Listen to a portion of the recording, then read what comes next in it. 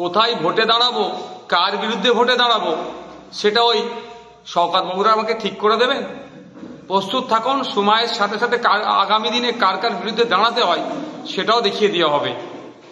Diamond হারবারে ভোটে দাঁড়াবো, জামানত জব্দ হয়ে যাবে নওশাদ সিদ্দিকী, তাহলে তো ভালো, ওনাদের অভিষেক বাবু তৃতীয়বারের জন্য সহজেই নির্বাচিত হয়ে পার্লামেন্টে যাবে। কিন্তু যে থেকে দাঁড়াবো বলে বলেছি তারপর থেকেই ক্রমাগত এই ভাষাগত আক্রমণ করছে।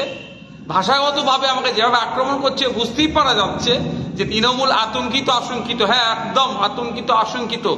ওখানে দাঁড়াবো, অভিষেক বাবুকে পরাজিত করে কালীঘাটে পাঠাবো, ওখানে তৃণমূল আর বিজেপির মধ্যে কে সেকেন্ড কে থার্ড থাকবে তার লড়াই হবে। ফার্স্ট সিটটা ওখান থেকে 1 নম্বর পজিশন আইএসএফ দখল করবে, এই জন্য ভয় পাচ্ছে, এই ধরনের অবাঞ্ছিত মন্তব্য করছে।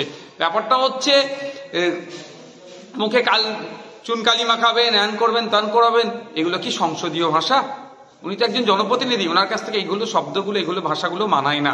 তারপরেও বলবো, যাকে ন্যাশনাল হিউম্যান রাইটস কমিশন বলেছে নটোরিয়াস ক্রিমিনাল, যাকে মমতা ব্যানার্জি বলেছেন তুই বোম বাঁধিস, তার কাছ থেকে ভালো ভাষা আশা করাও মনে হয় আমাদের বৃথা হচ্ছে।